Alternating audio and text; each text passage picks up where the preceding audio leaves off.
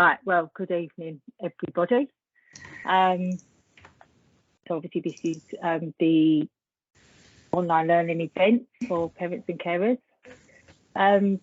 So this evening, I am going to talk you through who we are, Essex Family Forum, what we do, and why the feedback from parents and carers is so vital to what we do, and how you can be involved.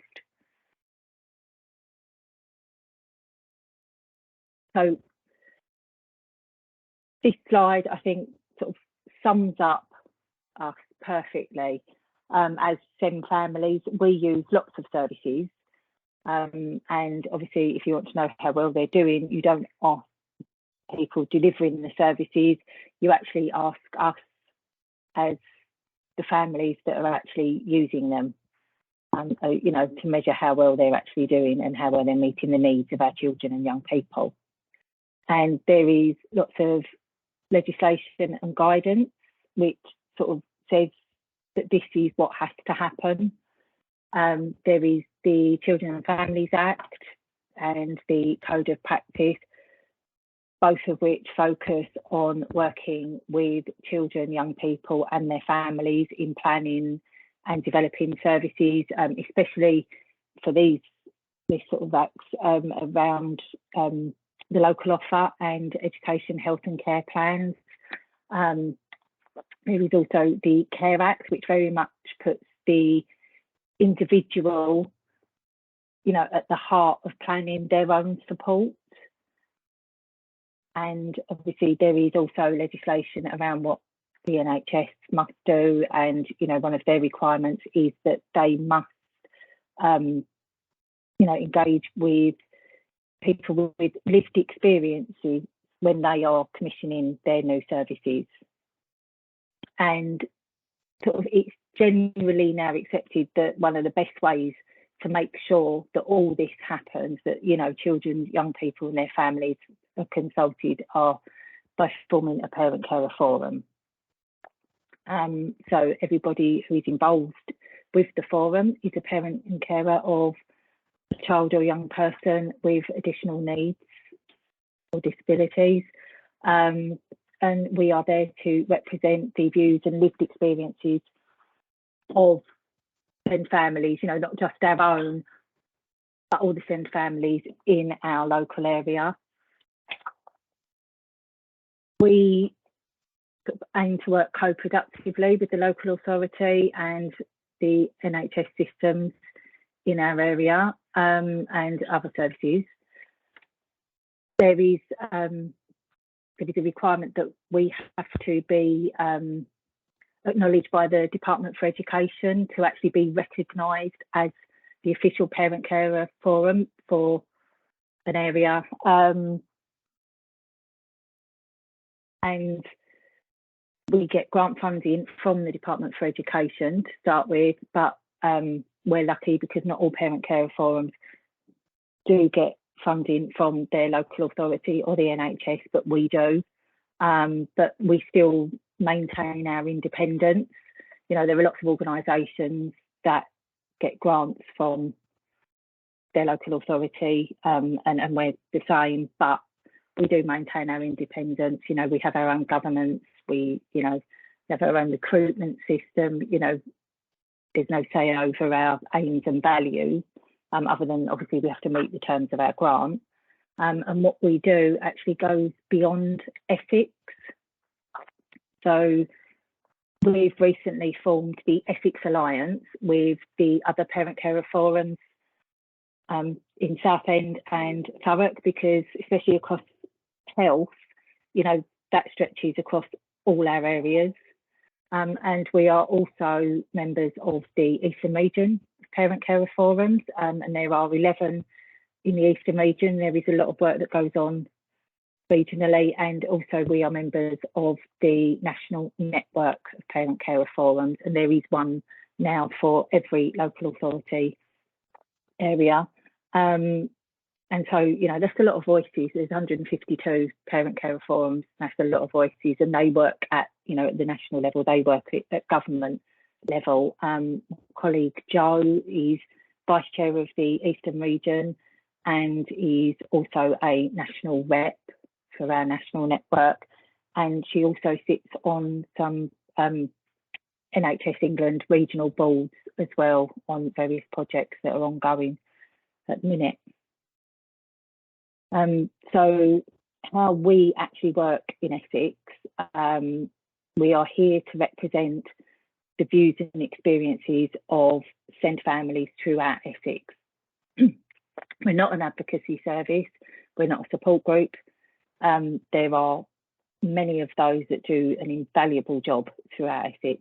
But obviously, when they're speaking to parents and when they're supporting parents, they are hearing a lot of the same experiences, but it's about where that information then goes. And that's where we step in, and like, as the Parent Care Forum, that's what our role is to take that information that they are hearing and to make sure it's heard at a strategic level. We have family champion leads for each quadrant. You may or may not know, but obviously Essex is divided up into quadrants, just sort of for administrative purposes. So we've done the same because that is obviously mirrors how Essex is run. And our family champion leads, they reach out to parents in their local area, they reach out to the groups in their local area, and sort of find out what is happening on the ground for families. And they work with their local SEND teams in each quadrant as well, both with the local authority and with the NHS. And they recruit other parents, so they recruit family champions, and they might just be individuals who meet a few other parents, you know, at the school gate, or they might be members of, you know, some of the support groups throughout Essex. And we do have links with a lot of the support groups, and even those that don't have their own family champion, like Essex Family Forum family champion, we still have lots of connections with them. And we work with them to hear the experiences of families and represent them. And we have parent reps that sit on various boards, they attend various meetings, and all the time we're bringing the family perspective to the discussions within all the meetings that go on and all the projects that are happening to try and, you know, improve outcomes for our children and young people. Not just about, obviously, the other way that we collect views is through our family impact survey. There've been 2 so far, and the next one is due early next year. And we know that families can get survey fatigue, but it is important and it can have an impact. And we'll come on to, you know, things that have been developed following on from family feedback. We also have our online virtual graffiti wall that is open all year round. You can access it via our website. You can go on, you can share your experience with it. You know, we want to know everything. We want to, you know, we want to know the good stuff, because obviously then that can be replicated. We know that sometimes there are little pockets of good work going on. So, you know, we'd like to share that, but obviously we need to know the bad stuff and stuff that could, you know, just be improved. We've been part of the SEND Roadshow since the beginning, and, you know, their popularity has grown. All this seems to be racing along all by itself. I'm not clicking anything now. Oh, this is really weird. Right, sorry, I'm going to go back. So yeah, we do gatecrash other people's coffee mornings. We sometimes host our own. We do online engagement events like this. You know, because it's not just about collecting information. We like to share what we are doing, the things that are going on. We like to try and invite parents along to you know, become involved in projects. You know, we like to empower parents by hosting training from organisations like SEND-IAS. So our current projects, and a lot of these have been built upon family feedback through various mechanisms. So we sit on the quality assurance panels for EHC plans. Now, this quality assurance only applies to new plans at the moment. And we've really just gone through our first cycle of the quality assurance process. And it's really about, like, this first sort of year has been looking at what are the themes that are coming through for where plans need to be improved. And then it is about unpicking, well, what are the changes that need to be made to make those plans, you know, fit better or fit better purpose.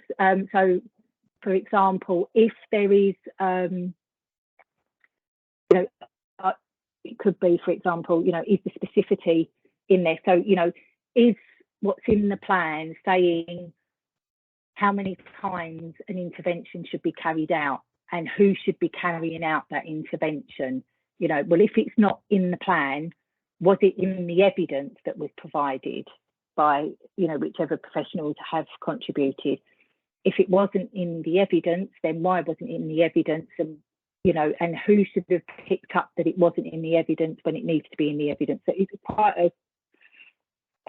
there's quite a lot going on in there. So it will be some time before there's, you know, any noticeable improvement for families. And obviously that's going to be quite hard to measure to some degree because this is new plans.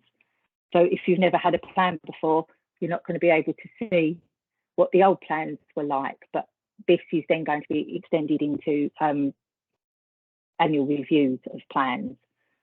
So then you will be able to really see the difference, hopefully. We've been fully involved in developing the new short breaks contract. Obviously, short breaks are vital for our families. And the existing contract is due to finish next April. So they've got to develop the new contract, and they undertook a really large consultation. And we've been involved with that from the beginning, you know, even down to helping design the questions that went out in the first sort of consultation survey with parents. We helped host the events. They were all virtual because it was all during the pandemic. And, you know, right up until what's going on at the moment, where we've been evaluating the bids that have come in from the providers that want to deliver the clubs and activities. And I can't really say any more about that because that's still ongoing. But yes, that's something that we have been involved in. Home to school send transport, that has been an ongoing issue for as long as I can remember. Sometimes it's around the reliability of transport, and sometimes it's around eligibility and, you know, who is actually eligible for transport and in what circumstances might your child be eligible for home to school send transport. Last year we hosted a webinar with CENTAS, an advocacy group for transport, and an education law solicitor. We also facilitated a meeting with CENTAS and officers at ECC transport teams. So that really opened a dialogue there. And recently we had a meeting again with ECC officers because this year particularly has been problematic for families. There is a driver shortage, and that's not limited to Essex, that's throughout the country. And obviously it's not just home to school send transport. I mean, we do know of one other local authority where their provider, they're obviously a smaller one than Essex, so I only got the one provider, but the provider has actually handed back the contract and said, we can't actually get the drivers, we can't deliver. So, you know, you have to sort this out yourself, which thankfully we're not in that position. But at this meeting that we held recently, we were really pleased that Essex have agreed to consider requests from families to for a fuel allowance so that they can transport their own children to school if they are able to, and they would prefer to do that. for the remainder of this school year, you know, until hopefully the driver shortages are sorted out better. We produced a survey with ECC on access to specialist equipment for children and young people. And then out of that feedback from the survey, we've also co-produced a guide to how to access equipment and the type of equipment that's available and who you need to contact in which to access that equipment. So it's a really in-depth guide, so we're really pleased with that one. We've been involved in the balance system project. This has been ongoing a long time, and that is looking at how therapies are delivered in Essex. So we're talking speech and language, physiotherapy and occupational therapy. And it's really about making access to the level of therapy that a child needs at any one time a lot easier to negotiate. So it's a bit of a step up, step down, you know, as and when the needs present. And hopefully that will make it easier, but that's still, it's not in place yet, but it is coming hopefully next year. Oh, no, sorry, do apologise, technical glitch here.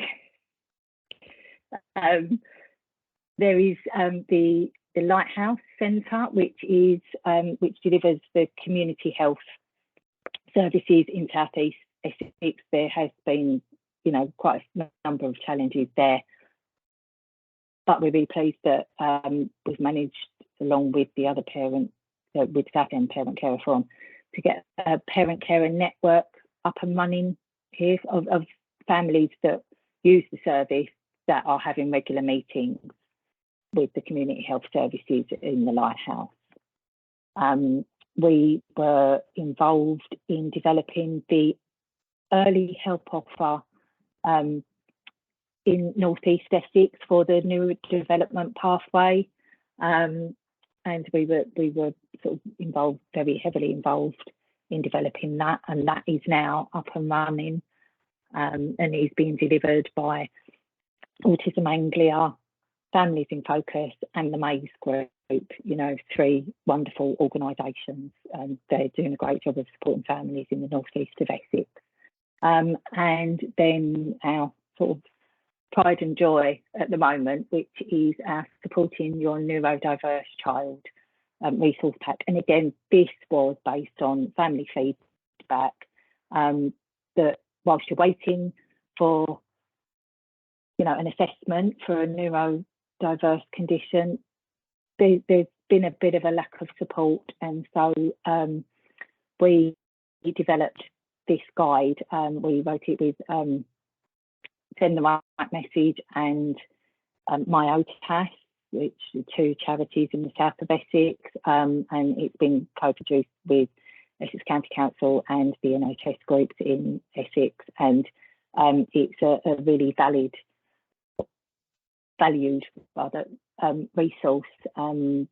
Some of the feedback that we've had from families has been wonderful. You know, recently talking to a parent who said, "Oh, this has been like my Bible since I've got it." You know, somebody else has said, you know, it's telling me the questions I didn't know I needed to ask to get the support for my child, which is, I think, what we were aiming for all along with that one. And there has been interest from across the country, so even professionals are sharing it with their colleagues sort of far and wide, and there has been interest, but obviously, you know, that takes us into a whole other realm, which, you know, we really seriously got to consider whether we're ready for. And so this is a sort of selection of our current projects, but there are others, but couldn't actually fit them all on the page, and I was a bit worried we might run out of time. We do have a new website, and if you sign up as a member, you can then get access to the new members area of our website. The signing up part does look a little bit odd at the moment, but we are working on getting that changed to make it look a little bit more inviting. But yeah, there were lots of you know, additional resources on our members area, and it's where, you know, you'd get first notification of, you know, training courses, projects that are coming up, etc. So yeah, if you want to, please do sign up. And I think all I need to say now is thank you very much for listening to me waffling on.